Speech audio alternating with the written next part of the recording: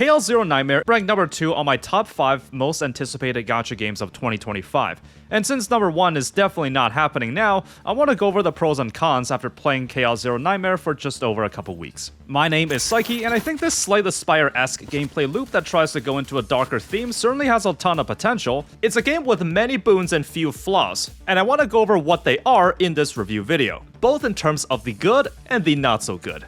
This script went through multiple changes and revisions, as Chaos Zero Nightmare is one of those games that took me the longest to form an opinion on. When that happens, that's how I know the game really is something special.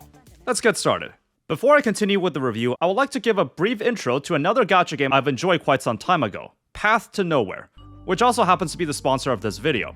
I've independently reviewed the game about a year ago and had a lot of good things to say about it. Right now, the game is celebrating its 3rd global anniversary. In Path to Nowhere, you play as the chief of the Minos Bureau of Crisis Control, wielding the unique ability to control those with exceptional abilities called Sinners that have been housed in this facility. The story will take you across the restricted zones of this city, unraveling mysteries and being introduced to many factions. The chief is one of the few gacha protagonists with their own personality and is quite professional and cunning, especially how their relationships with these sinners develop. The latest story chapter, Shattered Blade, is the culmination of a lot of build-up through all the story arcs this past year, leading to a grand clash between different vying factions. This anniversary patch features the new S-rank sinner Augustus, an ambitious power seeker with a design drawn from Roman and French references, and is considered to be very powerful gameplay-wise. In addition to Necresta Hela, who brings versatility to any team with abilities that can adapt to any situation. As you might expect, the anniversary is a great time to get into the game, and logging in during the anniversary patch will get you a free round of the monthly supply as well as 60 free pulls. Based on my experience with the game when I played it, I genuinely think it's one of the most underrated gacha games out right now.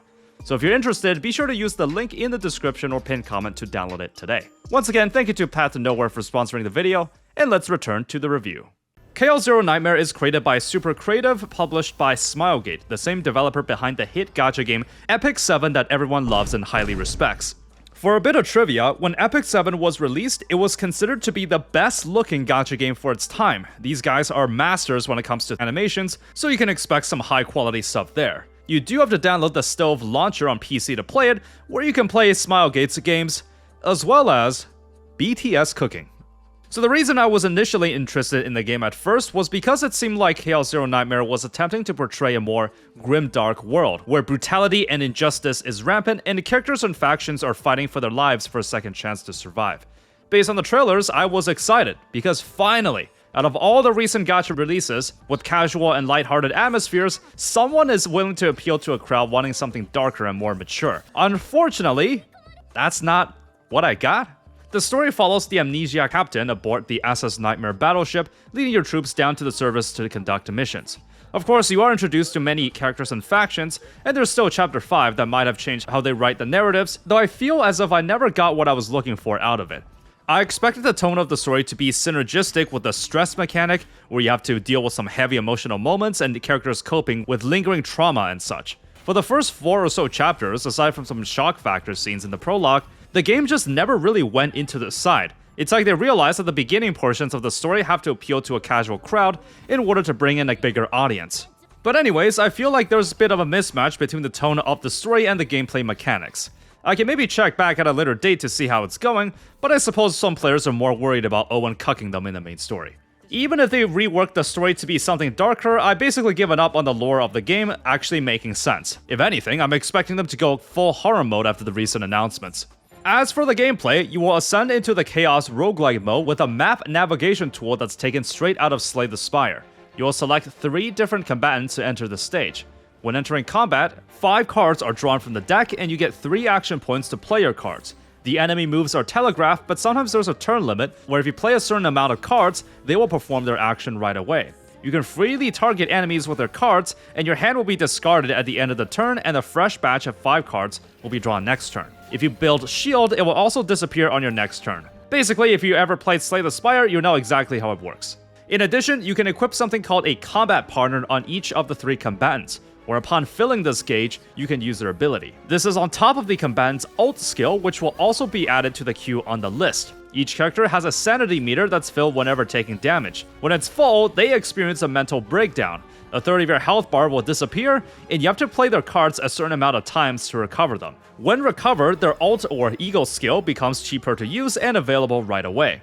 During the run, you'll encounter all sorts of events and shops, where you can make changes to your deck, add gear to each character, and so on. When the run is complete or lost, you'll save the loadout you got from that run to be used by those combatants in other modes. In a way, the roguelike mode becomes a form of meta progression for each character. If you want my opinions on this gameplay system, I would say it's got a lot of potential. And it's easily the best aspect of the game. So when you start out, each character actually only has 4 cards in their deck, and you have to discover their other cards via epiphanies during the run. You can make all sorts of crazy changes to the deck, like removing and replacing cards, adding overpowered abilities to existing cards, or even duplicating them. Obviously, this can make you run into these eureka moments where you realize that you've created something extremely powerful.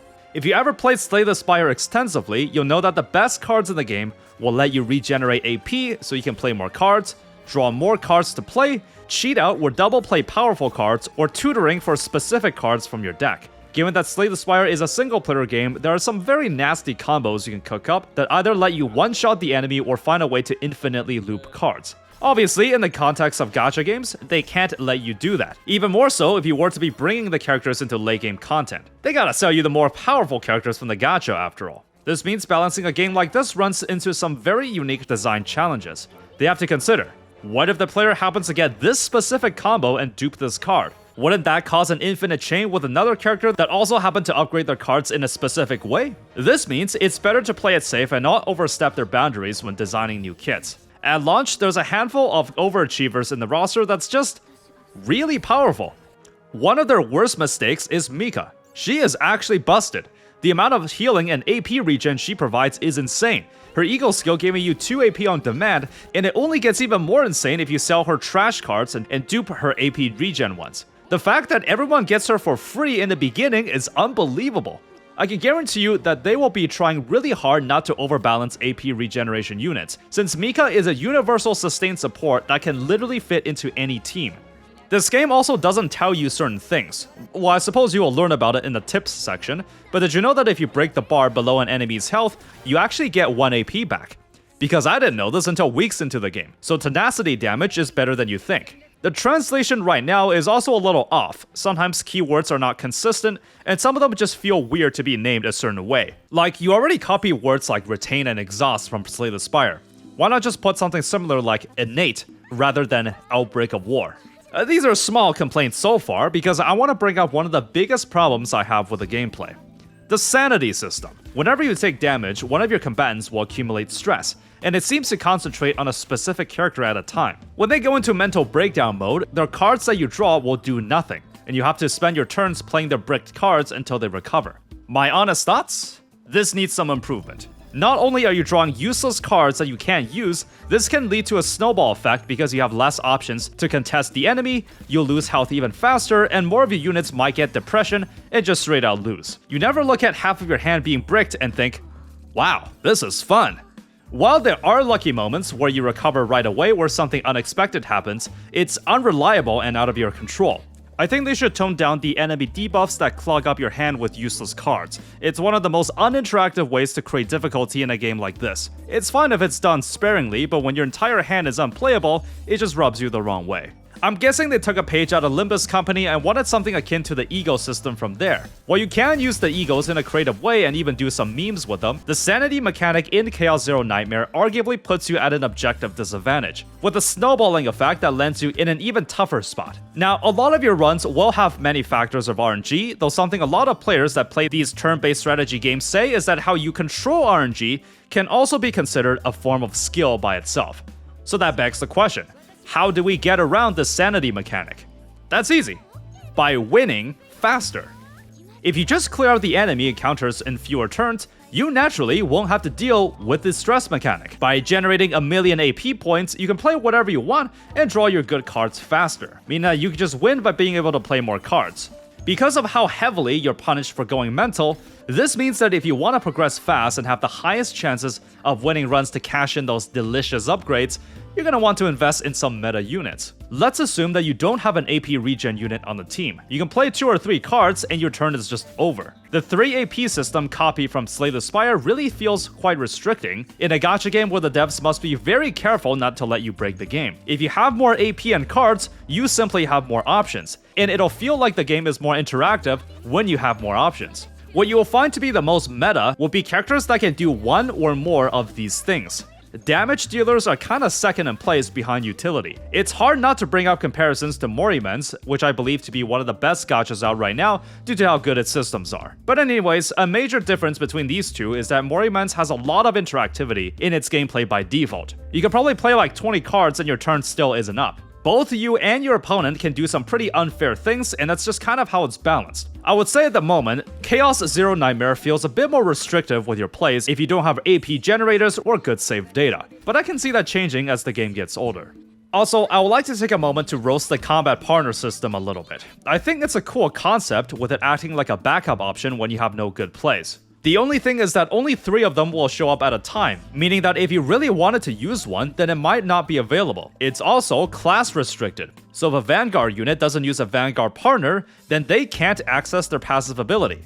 One of the major praises I gave to Morimen's is that the Wheel of Destiny weapon system is not class locked. If the wheel's effects are good on anyone, then they can use it. Due to how specific each combatant's mechanics can get, this can have some design choices where the character doesn't feel complete unless you have their combat partner. So if there's ever a change in the design where a new character doesn't function properly without their signature partner, that's gonna be a big problem for me. Going back to the main gameplay loop, I predict that the sanity mechanic will be revamped going forward, and it'll be easier for you to manipulate your deck while making the duration of the roguelike shorter. Same thing as Stellasura, what will inevitably happen in the late game is that you stop seeing the Chaos roguelike mode as a way to experience a fun different run every time, but rather just another means to fish for the build you want. It doesn't help that each finished run takes way too long at the moment. The typical gacha player will not have the time to spend upwards of an hour every day to do this. Stellasura lets you just skip the entire run while letting you pick the buffs you want, and I predict Chaos Zero Nightmare will have something similar. People will find the best possible builds that you can have for each character, and you'll be grinding to get it as close to what's optimal.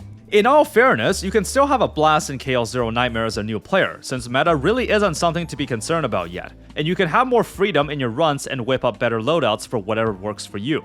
One other praise I gotta give is that a lot of the 4 stars in the game are actually really good, some arguably better than 5 stars. I hope they're able to continue this trend going forward, but I also have my doubts. Recall that there are numerous examples in gacha games where the developer realized that the launch day 4 stars were too powerful, and never made the mistake of designing another one like them again. They gotta make you pull for the premium characters you see. So you progress your account in very typical ways. Your combatants need leveling and ascending. Your combat partners need leveling and ascending. You have a tree of passive skills that need leveling. If you also thought that farming for artifact sets with random substats was a chore in Honkai Star Rail or Z3, then I am here to announce that nothing has changed. The memory fragment system unlocks at player level 30, and you'll need to run a 4+2 set combination, or 3 2-set ones. 3 of the slots have a random set of main stats as well, and a typical dupe system up to 6. After getting to player level 40, I gotta say, the progression feels pretty slow in this game. You often need a full tank of stamina to ascend a unit or partner one time, and I haven't even gotten to the memory fragment farming yet.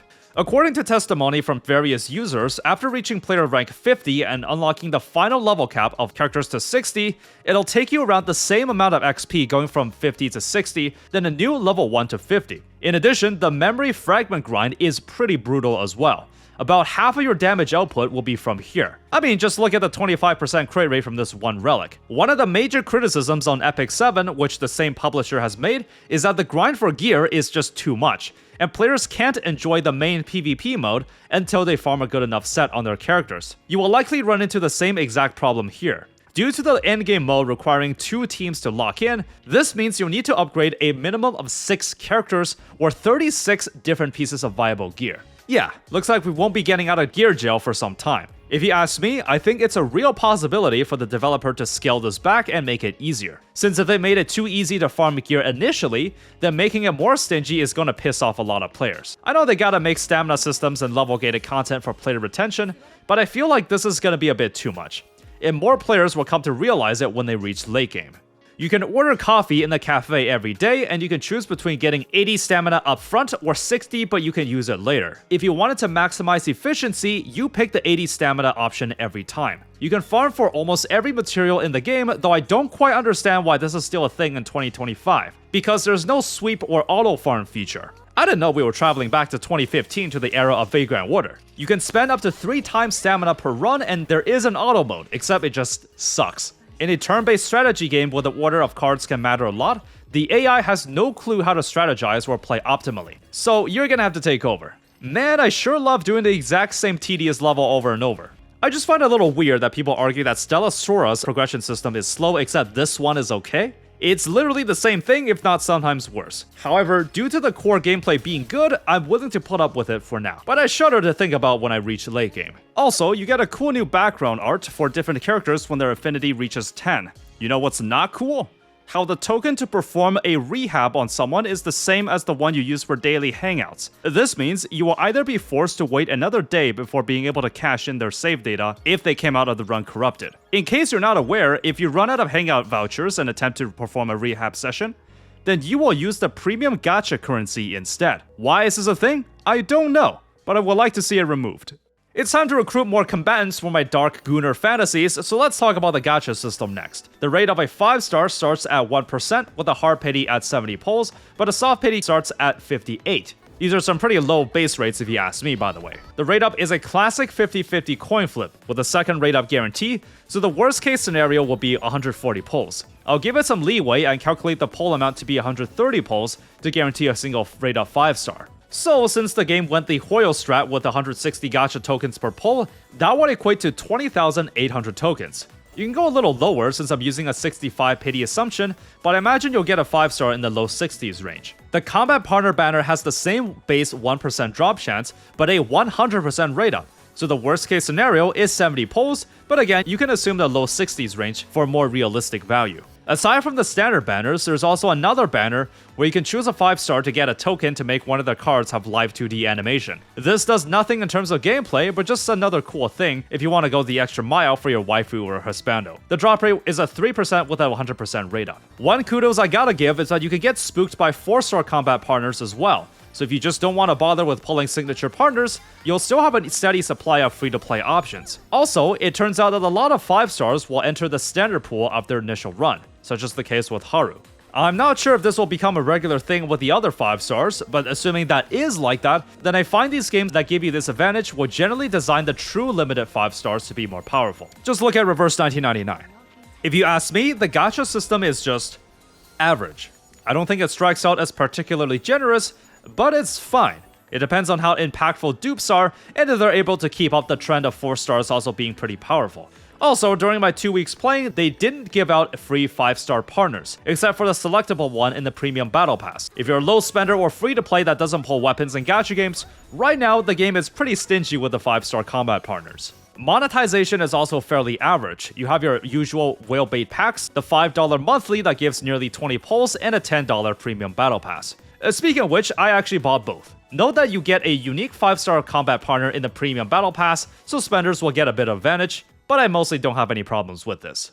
So I tend to go a little harder on games I like, and Chaos Zero Nightmare is one of them. Normally, I take the dip and buy a round of the 30-day supply and battle pass if I like the game, and I did. So for the remainder of the review, I'm going to be explaining why this game has a lot of potential, but it feels like it's not quite there yet. I want to first cover the good. The Zero Chaos mode is one of the most fun experiences I've had in a gacha game in recent memory. It really encapsulates the uniqueness of the game being a roguelike. You go in with a team without any save data, and you have to use your own knowledge of the game and adapt on the spot. A single blunder can spell your end, and I found that building your deck a certain way can snowball to make the run being successful. This is one of the few gacha games that has a true endgame mode that's actually skill dependent and rewards you greatly for mastering it. Goated feature. But do you know what's not so goated? The other endgame mode. To put it simply, it sucks.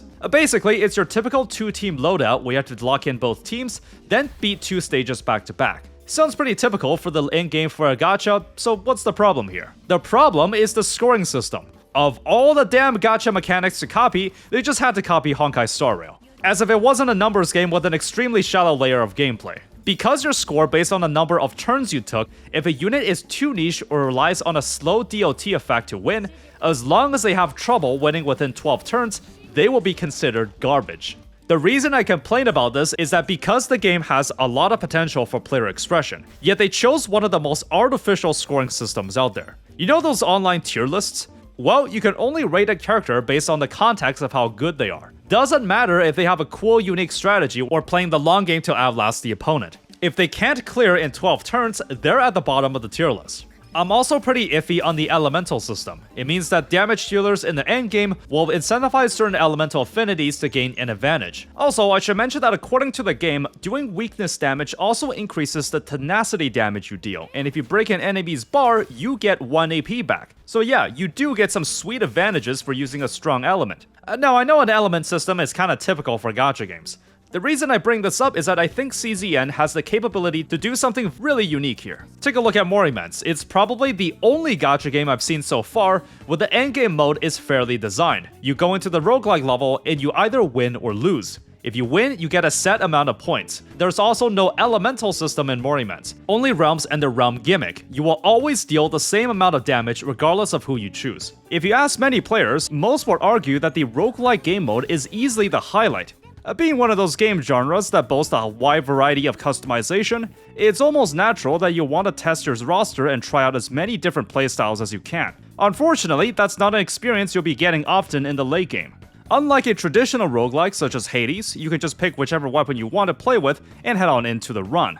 KL0 Nightmare is one of the most grindy gachas you'll play. I know this is a trend with Epic 7 as well, so you're likely gonna have to spend a lot of time maxing out your characters. There's no reason you wouldn't want to play someone not at their most optimal. You want them fully leveled, max potential, and geared up with good relic set bonuses. Despite how many cool characters are in the roster, you really have to pick and choose who you want to play late game. So if you want to experience many flavors of what the game has to offer, you have to be smart with your resources. I predict that a lot of people are having fun with the game right now because they haven't reached the late game promotion stage and don't know just how grindy the game is. But once people get there, then that's when more players will become more vocal about this. I know you can beat all content in the game with level 50s right now, and you can argue, well, just play better. So I'm gonna be asking some simple questions. Would you rather play with a level 50 character or a level 60? Would you rather play a character with their final passive ability unlocked or not unlocked? Would you rather have 50% crit rate or 60%? This might not affect everyone. I'm saying that the amount of time gating for these vertical progressions is a major barrier for me to have my units in a functional late game state. The only way to get rid of the problem is to get rid of the grind entirely, but everyone knows that's not possible. The worst offender here is still the memory fragments. I should know that the substat upgrades are based on a range. You don't always get plus 20 attack for the substat, for example. It's the exact same system as Hoyle's antics, so it really comes down to luck whether or not you'll get one early or not. By all accounts, I will consider KL0 Nightmare to be a side grade to Monetization. It's got more variety in the roguelike runs, more ways you can express yourself, and a higher budget with better presentation. On the other hand, I would say Monetization still has the superior endgame, eased down grind, and much more generous with pull income. Believe me, this review took me one of the longest to finally settle on what opinions I have with the game. When that happens, I tend to go a bit harder with the critiques I have, since I know that's something that's captured my attention in some way. A style of gameplay like this is truly one of the more ambitious decisions to go in terms of a gacha game. I think CZN has a strong foundation to build on. If there's a wish list I want to put forth, I will continue to make good 4 stars so that there's more variety across the roster and everyone will be locked to playing 5 stars. I will want them to make the sanity system less punishing, like needing less cards to break out. I will make building your deck and loadout within runs to be easier, so players have a wider degree of freedom to just form the build they want. The grind overall, I would say, should be eased down a little bit, especially with the late game memory fragments. The endgame mode should not be scored based on turns, as I think that only restricts certain playstyles and further pushes the meta to whatever clears the fastest, instead of cool and innovative off-meta strategies. It's a fairly long list, but I think this is a game that I will be watching closely, as I think it's got one of the most solid gameplay loops I've seen in a while. Not quite peak, but it is in sight. However, in the end, I would say it was certainly deserving of my number 2 spot in last year's video. Anyways, I hope you enjoyed the review, so let me know what you think of the game. If you want to catch more gacha related content like this, you know what to do. If you want to see more opinionated, casual, and informal content on gacha games as well, feel free to follow me on my second channel. Link down below. If you want to go the extra mile, you can also support for what I do for as little as $2 a month on Patreon. As always, thank you for watching, be sure to spend moderately, and have fun out there.